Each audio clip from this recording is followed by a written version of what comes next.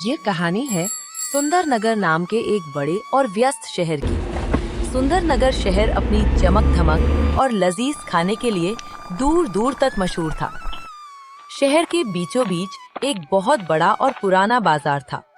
इस बाजार में वैसे तो सैकड़ों दुकानें थी, लेकिन चर्चा सिर्फ दो दुकानों की होती थी।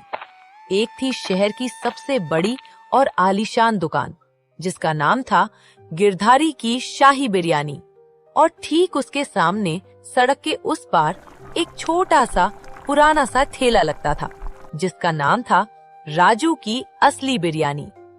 एक तरफ अमीरी और दिखावा था, तो दूसरी तरफ गरीबी और सादगी। दोपहर का समय था। गिरधारी अपनी गद्दी पर बैठा नोट गिन रहा था। उसकी दुकान पर ग्राहकों की भीड़ लगी थी। गिरधारी का ध्यान खाने की गुणवत्ता पर नहीं, बल्कि गले में आ रहे पैसों पर था। तभी सेठ गिरधारी अपनी नौकर छोटू से कहा, अरे ओ छोटू, हाथ जल्दी चला, देख नहीं रहा ग्राहकों की लाइन लगी है। मालिक, मैं तो जल्दी ही कर रहा हूँ, लेकिन वो पतीले में बिरयानी खत्म होने वाली है और जो अंदर बची है वो कल की है। अरे तो क्या हुआ, तू ग्राहक को मना करेगा क्या? जा अंदर से वो कल वाला पतीला उठा ला।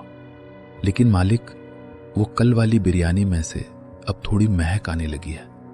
अगर किसी ग्राहक को पता चल गया तो हंगामा हो जाएगा। छोटू की ये बात सुन के सेठ गुस्सा हो जाता है। चुप कर बेवकूफ, तू मुझे सिखाएगा कि धंधा कैसे करते हैं? तुझे मैंने नौकरी पर रखा है, सलाह देने के लिए नहीं। जा जल्दी लेकर आ। गिरधारी जानता था कि बासी खाने को ताजा कैसे दिखाना है। वो अपनी दुकान के पिछले हिस्से में गया, जहां कोई ग्राहक नहीं देख सकता था। वहां उसने अपनी जेब से एक छोटी सी शीशी निकाली और हंसते हुए बोली, ये दुनिया भी कितनी पागल है। इन्हें स्वाद से कोई मतलब नहीं, इन्हें बस खुशबू चाहिए, और खुशबू तो मेरे बाएं हाथ का खेल है। ये है मेरा जादुई मंत्र। सिर्फ 2 बूंद और सड़ी हुई बिरयानी भी ऐसी महकेगी जैसे जन्नत का खाना हो। गिरधारी ने उस बासी और खराब हो चुके चावलों पर वो खतरनाक केमिकल छिड़क दिया। देखते ही देखते सड़े हुए खाने से केसर और गुलाब की तेज खुशबू आने लगी। वाह, क्या खुशबू है। अब इसे खाकर लोग उंगलियां चाटेंगे और मेरी जेब भरेगी। इसे कहते हैं दिमाग। वहीं दूसरी तरफ राजू अपने छोटे से घर में सुबह सुबह मसाले तैयार कर रहा था। उसकी पत्नी सरिता उसके पास बैठी उदास थी। सुनिए जी, आज घर में राशन खत्म हो गया है और मुन्नू की स्कूल की फीस भी देनी है। आप इतने महंगे मसाले और सबसे महंगे चावल क्यों खरीदते हैं? हम थोड़ा सस्ता सामान भी तो इस्तेमाल कर सकते हैं ना? सरिता, मैं तुम्हारी परेशानी समझता हूँ, लेकिन मेरे बाबूजी हमेशा कहते थे कि खाना सिर्फ पेट भरने के लिए नहीं होता, वो आत्मा की तृप्ति के लिए होता है। अगर मैं चंद पैसों के लिए लोगों को मिलावटी खाना खिलाऊंगा तो ऊपर वाले को क्या मुंह दिखाऊंगा? मैं जानती हूँ आप ईमानदार हैं, लेकिन उस गिरधारी को देखिए, वो लोगों को कुछ भी खिलाता है और महलों में रहता है, और हम दाने दाने को मोहताज हैं। धीरज रखो सरिता, बेईमानी की कमाई बहुत जल्दी आती है लेकिन टिकती नहीं। ईमानदारी का फल मीठा होता है, देर से ही सही पर मिलेगा जरूर। बाजार खुल चुका था। गिरधारी की दुकान से केमिकल वाली तेज खुशबू उड़कर सड़क पर आ रही थी। लोग उस खुशबू के पीछे चुंबक की तरह खिंचे चले जा रहे थे। भाई साहब, क्या खुशबू आ रही है गिरधारी सेठ की दुकान से। ऐसा लगता है आज तो शाही दावत होगी। हाँ यार, खुशबू तो गजब है। वो सामने वाला राजू तो सिर्फ 50 रुपए की प्लेट देता है, लेकिन उसमें वो मजा नहीं आता जो गिरधारी की 100 रुपए वाली प्लेट में है। चलो वहीं चलते हैं। इतना कह के वो दोनों गिरधारी की दुकान की ओर चले जाते हैं। यहाँ राजू अपने ठेले पर ताजी बिरयानी सजाए बैठा था। उसने असली केसर और घी डाला था, लेकिन उसकी हल्की और प्राकृतिक महक गिरधारी के केमिकल की तेज महक के आगे दब गई थी। राजू की आंखों में मायूसी थी। शाम के वक्त गिरधारी अपनी दुकान से बाहर निकला। उसने देखा कि राजू का पतीला अभी भी भरा हुआ है और कोई ग्राहक नहीं है। गिरधारी जोर से हंसते हुए बोला, क्यों राजू भाई, क्या हुआ? आज भी मक्खियां ही मार रहे हो क्या? अरे भाई, अगर बिरयानी नहीं बिक रही तो मेरे यहाँ बर्तन धोने की नौकरी कर लो। कम से कम शाम को 2 वक्त की रोटी तो मिल जाएगी। गिरधारी की बात सुनकर वहाँ खड़े कुछ लोग हंसने लगे। राजू का दिल दुखा, पर उसने मुस्कुराकर जवाब दिया, सेठ जी, वक्त वक्त की बात है। मैं कम कमाता हूँ पर रात को चैन की नींद सोता हूँ। मुझे डर नहीं लगता कि कोई मेरी मिलावट पकड़ लेगा। ए जा जा, बड़ी बड़ी बातें और वड़ा पाव खाते। ये कलयुग है, कलयुग। यहाँ सच्चाई नहीं, दिखावा बिकता है।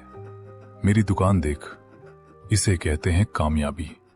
तभी गिरधारी की दुकान पर एक ग्राहक ने पेट पकड़ लिया। वो दर्द से कराहने लगा।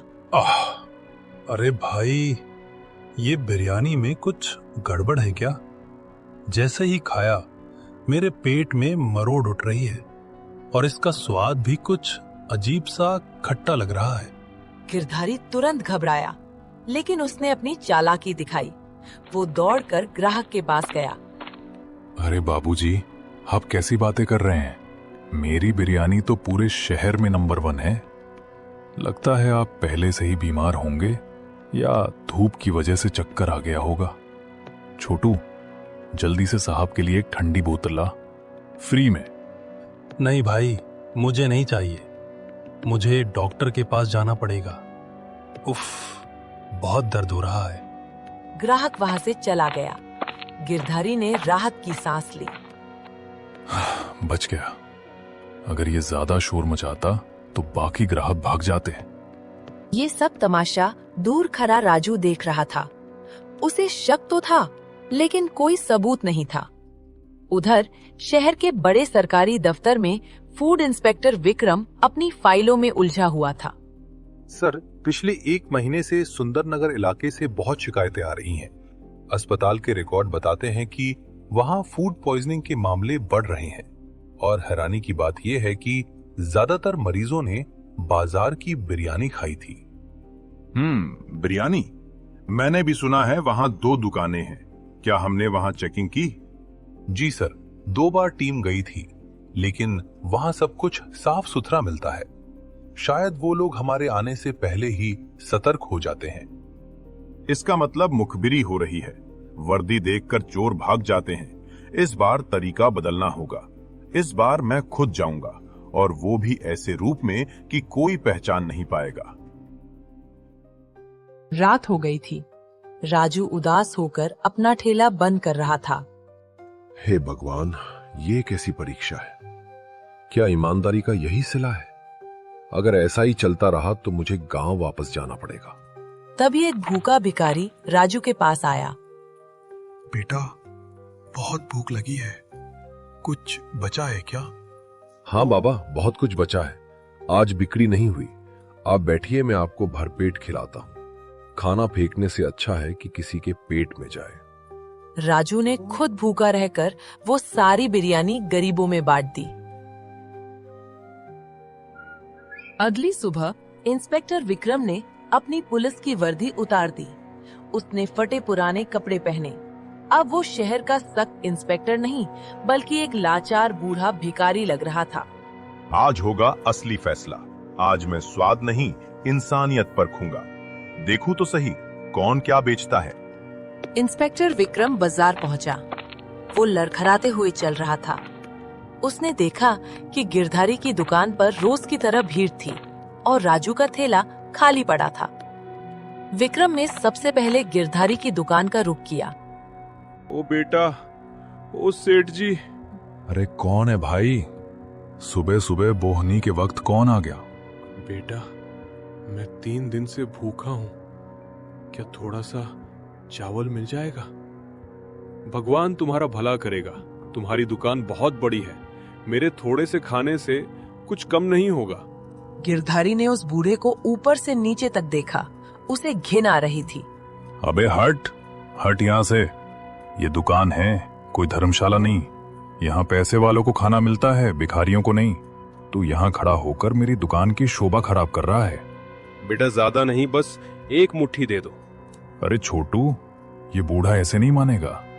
इसे वो कल रात की बची हुई खुरचन है ना, जो हम कुत्तों को डालते हैं, वो एक दोने में डालकर दे दे और यहां से भगा इसे। दिमाग खराब कर दिया। छोटू ने एक गंदे से कागज पर थोड़ी सी बासी बिरयानी रखकर विक्रम दिया। विक्रम ने उसे हाथ में लिया। उसमें से सरांद आ रही थी, जिसे मसालों से छिपाने की कोशिश की गई थी। विक्रम मन ही मन बोला, उफ, ये तो चावल पूरी तरह सड़ चुके हैं और इसमें सिंथेटिक एसेंस मिलाया गया है। ये आदमी पैसे के लिए लोगों की जान ले रहा है। तभी इंस्पेक्टर विक्रम गिरधारी से पूछा, बेटा इसका स्वाद तो बहुत कड़वा है, ये तो खराब लग रहा है। मुफ्त की रोटियां तोड़ रहा है और ऊपर से नुक्स निकाल रहा है। चुपचाप खा और निकल, वरना डंडे मारकर भगाऊंगा। अपमान का घूंट पीकर विक्रम वहां से उठा। उसने वो खाना चुपके से अपनी झोली में रख लिया, सबूत के तौर पर। फिर वो लड़खड़ाता हुआ सड़क पार राजू के ठेले पर पहुंचा। बेटा, क्या गरीब को पानी मिलेगा? बहुत प्यास लगी है। अरे बाबा, आप यहाँ धूप में क्यों खड़े हैं? आइए, यहाँ छाया में स्टूल पर बैठिए। पानी नहीं, मैं आपको शरबत पिलाता हूँ। आप बहुत थके हुए लग रहे हैं। राजू ने बड़े प्यार से उस बूढ़े आदमी को बैठाया और उसे ठंडा पानी और गुड़ दिया। जुग जुग जियो बेटा, तुम बहुत भले आदमी लगते हो। सामने वाले सेठ ने तो मुझे धक्के मारकर भगा दिया। अरे बाबा, वो बड़े लोग हैं, उनका बड़ा कारोबार है, मैं तो छोटा आदमी हूँ। आप भूखे लग रहे हैं, क्या मैं आपके लिए खाना लगा दूं? लेकिन बेटा, मेरे पास तो एक फूटी कौड़ी भी नहीं है। मैं तुम्हें पैसे नहीं दे पाऊंगा। राजू मुस्कुराते हुए बोला, पैसे कौन मांग रहा है बाबा? मेरे पिताजी कहते थे कि भूखे को खाना खिलाना सबसे बड़ी पूजा है। आज मेरी दुकान पर ग्राहक नहीं आए तो क्या हुआ? आज आप मेरे खास मेहमान हैं। राजू एक साफ प्लेट में गर्मा गर्म बिरयानी ली और पूरे आदर के साथ विक्रम के हाथों में दे दी। लीजिए बाबा, आराम से खाइए और चाहिए तो मांग लेना। विक्रम ने पहला निवाला मुंह में डाला। चावल का एक एक दाना खिला हुआ था। मसालों का स्वाद एकदम शुद्ध और घर जैसा था। उसमें कोई बनावटी खुशबू नहीं थी, बस प्यार और ईमानदारी की महक थी। बेटा, ऐसा खाना तो मैंने बरसों से नहीं खाया। इसमें तो जादू है। तुम इतना अच्छा खाना बनाते हो, फिर भी तुम्हारी दुकान खाली क्यों है? बाबा, आज का जमाना दिखावे का है। मैं केमिकल नहीं डालता, इसलिए मेरी बिरयानी दूर से नहीं महकती, पर जो एक बार खा लेता है वो खुश होकर जाता है। खाना खत्म करने के बाद विक्रम अपनी जगह से खड़ा हुआ। उसकी आंखों में अब लाचारी नहीं, बल्कि एक तेज चमक थी।